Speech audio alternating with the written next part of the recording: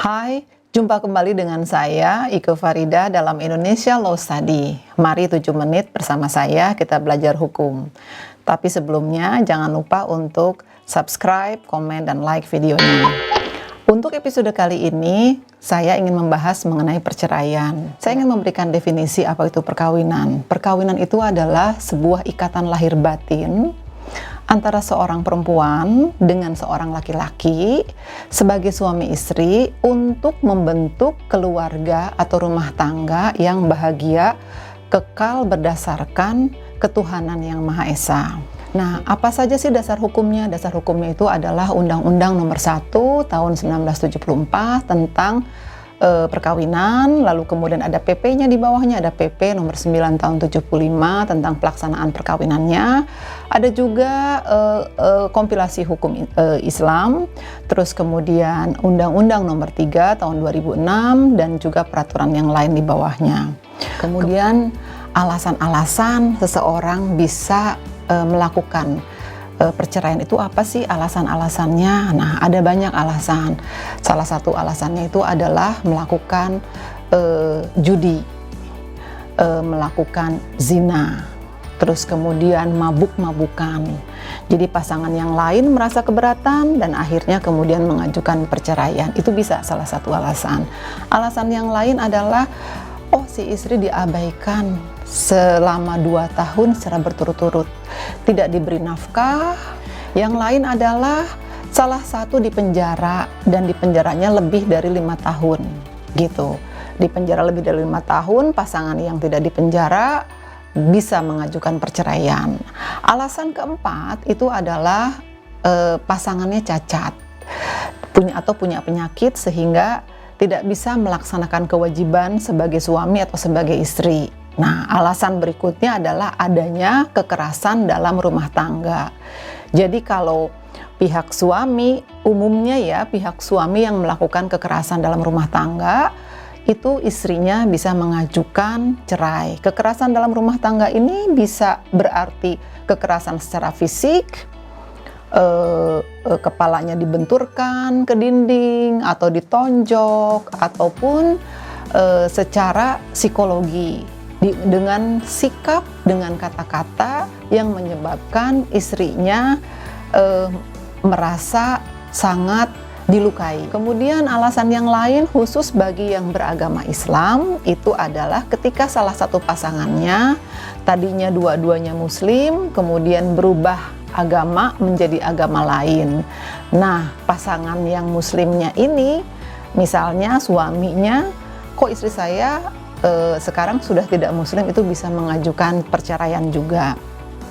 Dan yang terakhir adalah alasan ketika tidak punya anak. Jadi salah satu pasangan menyadari bahwa dirinya tidak bisa memberikan keturunan, maka pasangan yang lain bisa mengajukan perceraian. Apa sih bedanya perceraian dengan pembatalan perkawinan?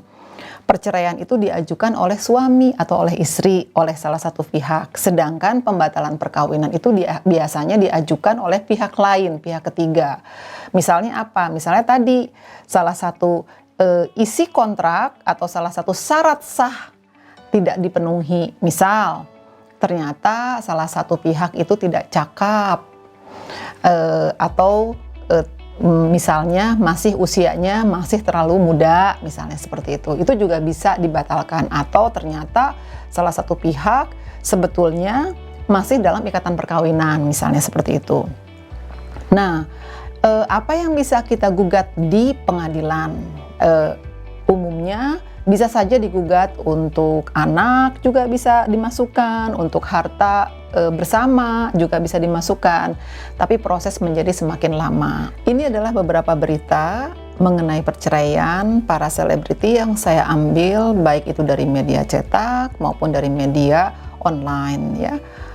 Salah satu contoh itu misalnya kasusnya Ayu Ting Ting dengan Henry Baskoro, di mana Henry meninggalkan Ayu dalam keadaan hamil. Kemudian Angel Lelga dengan Vicky Prasetyo, misalnya di situ Vicky katanya menggugat cerai juga karena salah satu pasangan tuh mencuri uang. mencuri uang Angel ya, suaminya itu. Terus kemudian contoh lain adalah Rachel, misalnya Rachel V-nya dengan Niko. Ada juga kasus contoh Ahmad Dhani dengan Maya misalnya. Di sana juga ada KDRT, di mana KDRT tersebut dialami oleh Maya secara psikologis. Karena waktunya singkat, saya ingin memberikan tips ya, tips tentang perceraian ini. Nomor satu adalah sedapat mungkin kalaupun kita berselisih dan beda pendapat dengan pasangan kita, jangan dulu langsung saya mau cerai atau saya mau kirimkan kasih Anda talak, jangan. Tapi kemudian diusahakan dulu, difikirkan baik-baik. Kenapa? Karena bercerai itu tidak murah.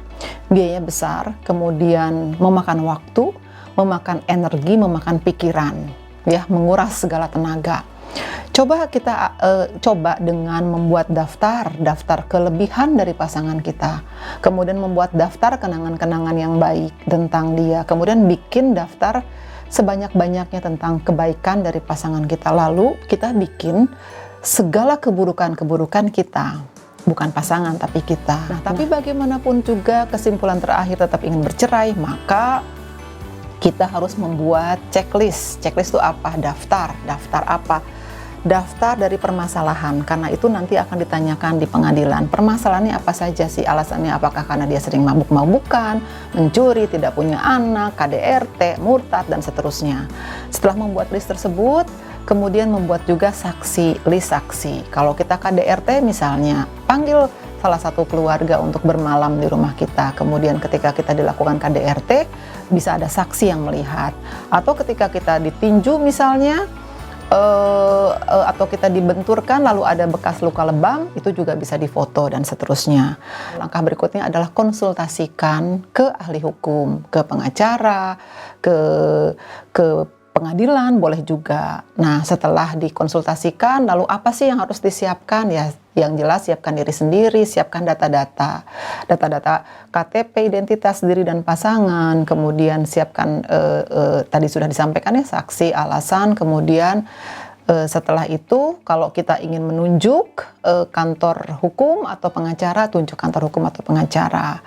Dan kalau kita sudah punya anak, diskusikan dulu dengan suami apa yang akan kita lakukan. Jangan sampai anak menjadi korban dikarenakan perselisihan antara pasangan suami dan istri. Karena waktunya singkat, episode kali ini saya akhiri di sini. Nah, jangan lupa untuk like, komen, dan subscribe video ini. Oke, saya Ike Farida undur diri. Sampai jumpa.